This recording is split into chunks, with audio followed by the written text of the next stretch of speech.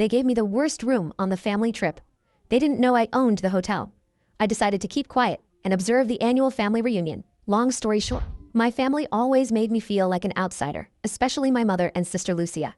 They saw me as the artistic one, constantly comparing me to Lucia's seemingly perfect life. This year, our annual family reunion was at the luxurious Hotel Miramar, a place I secretly owned thanks to my grandfather's will. I decided to keep my ownership a secret, hoping to understand why they treated me this way. Upon arrival, I was given the smallest, noisiest room next to the laundry. My family, meanwhile, received lavish suites. Throughout the first day, their cutting remarks continued. My brother-in-law Roberto scoffed at my graphic design business. My mother constantly praised Lucia while dismissing my career. Even during dinner, they highlighted Lucia's achievements and offered me pitying remarks about my simple meal choices. The hotel manager, Miguel, who knew my secret, was visibly uncomfortable with their treatment of me. That night, Miguel urged me to reveal the truth, but I wanted to understand the root of their contempt. I began investigating my grandfather's documents in his old office, now mine. I found letters from my mother to my grandfather, systematically trying to undermine my worth and convince him I didn't deserve his attention or inheritance. I also discovered my father and Roberto had tried to manipulate my grandfather into selling them the hotel at a reduced price before his death. My grandfather, suspecting their motives, secretly left the hotel to me. My cousin Daniela, finding me in the private office, began to suspect something was amiss.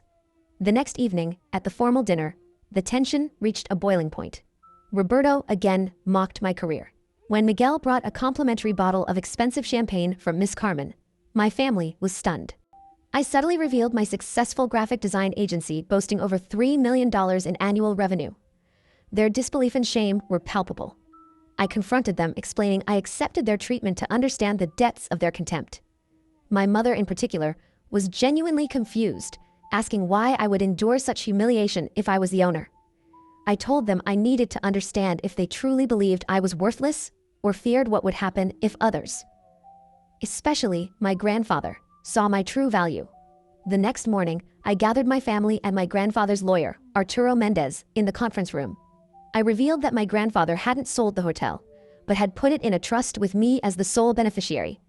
Lawyer Mendez confirmed this, stating my grandfather's decision was based on my parents' and Roberto's attempts to manipulate him. I also presented the evidence of their deceitful actions. Roberto exploded in anger, but I calmly presented the hotel's improved performance under my 6-month ownership. My mother, overwhelmed, finally confessed her jealousy, admitting she felt like a disappointment to her father and saw me as a rival. My father expressed regret for his manipulative actions. Lucia, surprisingly, showed a rare moment of introspection. I then read a letter from my grandfather, his final wish, emphasizing that the hotel's legacy was about values and healing family wounds. He also stated that I could, at my discretion, offer minority shares in the hotel to family members who demonstrated a genuine commitment to his values. I proposed a family council, not for operational control, but to guide the hotel's philanthropic and community efforts, allowing them to earn shares through their actions. My mother, father, and Lucia, finally showing remorse, expressed a desire to reconcile. Roberto, still defiant, walked out, but I told him the door would be open when he was ready. In the years since, our family has begun to heal. My mother and I are rebuilding our relationship. Lucia is pursuing social work, striving to build something meaningful on her own merits. My father is actively involved in the hotel's community program, finding purpose in guiding young entrepreneurs. Roberto, after 6 months, returned and now works in the hotel's expansion department, channeling his ambition constructively. Room 108 is now a small museum, telling the hotel's story and featuring my grandfather's letter as a testament to his values. I didn't seek revenge, but healing. The Hotel Miramar is more than a business.